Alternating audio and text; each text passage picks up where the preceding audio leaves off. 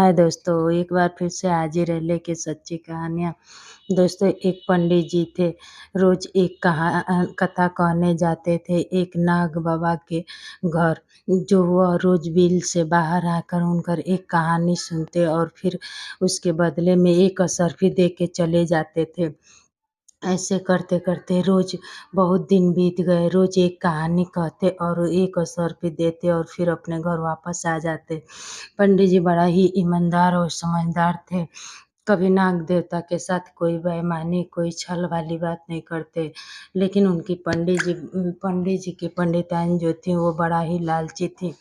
वो लालची किस्म की औरत थी। उनको बस अपने स्वार्थ का ही सब कुछ दिखता था। उनके मन में लालच हमेशा रहता था कि क्यों पंडित जी रोज़ एक कथा कहते हैं और फिर एक असरफी लाते हैं। क्यों नहीं एक दिन बहुत सारे असरफियाँ लेके आ जाते हैं। लेकिन पंडित जी नहीं, पंडित जी अपने नियम और असूलों के पक्के थे। रोज़ एक कथा कहते थे नाग देवता के सामने और नाग देवता भी रोज़ एक असरफी दिया करते थे। जिस एक दिन उनके मन में पंडित जी की पंडिताइन के मन में एक ऐसे ख़्याल आया कि वह क्यों न एक ही दिन सारे असरफियाँ ले लें। एक असरफी से उनको संतुष्टि नहीं मिलती थी, तो पंडित जी के सामने बहुत सारे बहाने बना के उनको कहीं रिश्तेदारी में भेज दी। कहीं कि आप थोड़े समय के लिए घूम आएँ। पंडित जी ने बोले कि नहीं, हमको कहीं नहीं जाना है। हम नाग देवता के यहाँ जो कथा कहते हैं वो कौन कहेगा? पंडिताइन जी ने बोला कि नहीं, वो कथा तो हमारे बेटे भी कह लेंगे क्योंकि अब वो भी कथा के योग्य हो चुके हैं। वह जाकर एक कथा उनको सुनाएँगे। यह सुनकर पंडित जी को थोड़ा संतुष्टि हुई।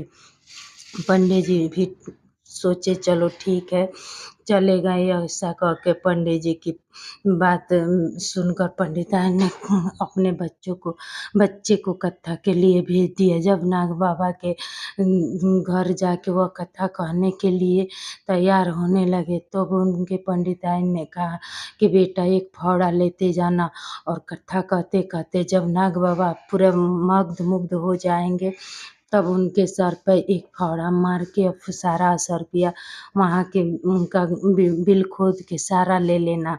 यह बात बच्चे के भी मन में लालच बैठ गई और वह नाग देवता के असरफी लेने के लिए चल दिए।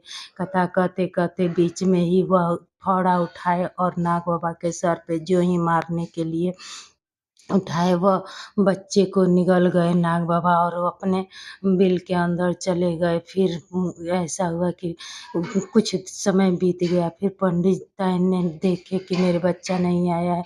वह रोना-धोना शुरू कर दी। रोते-रोते उनका बुरा हाल हो गया।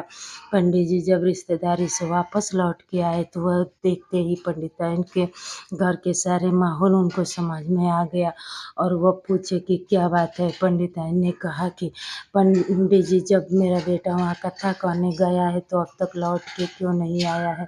मेरे बाबू क्यों वहीं पे हैं? यह बात समझ गया कि पंडित जी की समझ में आ गया कि कोई न कोई बहुत बड़ी बात हुई है, इसीलिए मेरा पुत्र वहीं पे है। यह बात सोचकर पंडित जी फिर नाग देवता के पास गए और जाके वहाँ पूछे। सारा बात नाग देवता ने कहा। तो फिर पंडित जी ने माफ़ी माँगने लगे और कहे कि मेरे बेटे को आप निगल दीजिए, क्षमा कर दीजिए। नाग देवता पंडित जी के व्यवहार से बड़ा संतुष्ट थे, इसलिए उन्होंने कहा कि ठीक है, आपके चलते मैं आपके पुत्र को उगल दूँगा। लेकिन एक बात है कि कह दीजिए अपने पंडिताइन से कि वह जिउतिया का व्रत रखे और वह जाए और मार का जब घोटेंगी तो मैं उनके पुत्र को निगल दूँगा। बोल दीजिएगा कि वो गरम-गरम घोटेंगी। यह बात सुनकर पंडित ने अपने पंडिताइन जी से कहा। पंडिताइन ने जिउतिया का व्रत रखा और फिर वो घोटना शुरू की। तैसे ही नाग देवता ने उनके पुत्र को निगल दिए। तो दोस्तों, लालच नहीं करना चाहिए क्योंकि लालच बहुत ही बुरी बात होता है। इंसान को अपने लालच में सब कुछ खोना पड़ता है। अगर यह वीडियो आपको पसंद आए तो लाइक, शेयर, कमेंट अवश्य करें और माताओं बहनों से रिक्वेस्ट है कि यह जिउतिया के दिन यह कथा अवश्य सुनें, जिससे हमारे परंपरा मान और सम्मान बढ़ेगा। यह हमारे रीति रिवाजों का यह त्योहार है। यह हमारे पितृलोक के लिए किया जाता है।